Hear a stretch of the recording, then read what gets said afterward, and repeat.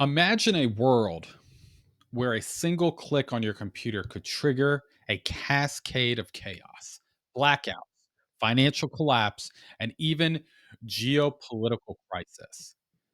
That is not a dystopian future. It's our reality, and it's the subject of Andy Greenberg's gripping book, Sandworm: A New Era of Cybersecurity and the Hunt for the Kremlin's Most Dangerous Hacker.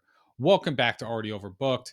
My name's Josh, and today we are diving into one of the most chilling and eye opening books I have ever read about the unseen battles that are shaping our world today.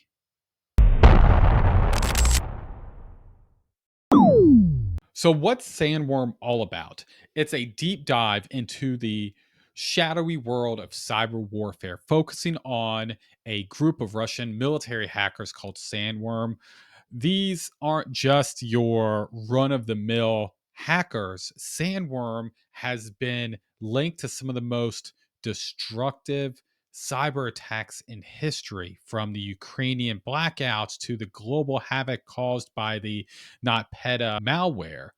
And Greenberg's storytelling is as compelling as it is terrifying. He blends investigative journalism with a narrative style that keeps you hooked. The book isn't just about the technical aspect of hacking, though there's plenty for those that are tech enthusiasts. It's also about the human and political stakes. Greenberg paints a vivid picture of the victims, the investigators, and the geopolitical mechanisms that make cyber warfare so complex. So there are some big events that are discussed in this book. First, the 2015 Ukrainian power grid attack. If you're not familiar with it, imagine an entire region is plunged into the darkness during the dead of winter, not because of the storm, but because someone sitting thousands and thousands of miles away decided to flip a switch. And then there's the Not Petya in 2017. It's a piece of malware disguised as ransomware that caused an estimate of $10 billion in damages worldwide. And Greenberg lays out how these attacks were not just acts of cybercrime, but acts of cyber war. What makes Sandworm so impactful is how it contextualizes these attacks. This isn't just about technical exploits or vulnerabilities. It's about power. It's about how nations are leveraging cyber capabilities to reshape the global balance of power.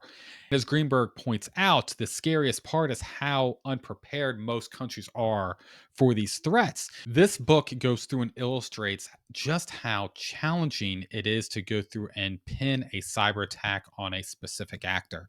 Hackers often use multiple layers after layers of obstructions to mask their origins, leaving investigators to struggle to provide a definitive proof of who did something unless they just come out and say it was them.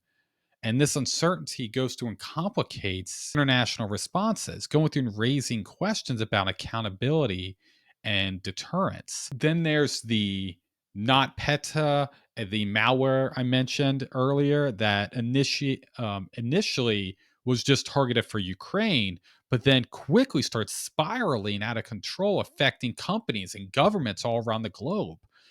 And what Greenberg goes through and highlights here in this book is the unintentional consequences of cyber weaponry.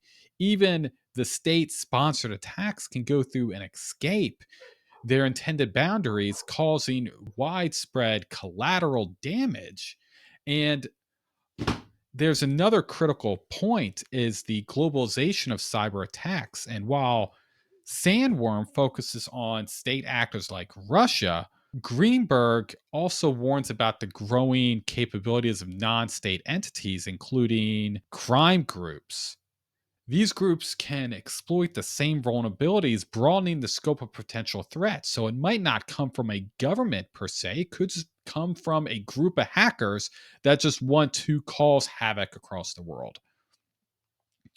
What really stood out to me were the interviews with cybersecurity experts, and Greenberg goes through and captures the that human element of these high stake investigations, offering a behind the scene look at how these professionals detect, analyze, and mitigate cyber attacks. It's very fascinating and at times emotional insights into the work that these individuals go through because they have literally the world on their shoulders as they're going through and trying to investigate and stop these types of attacks.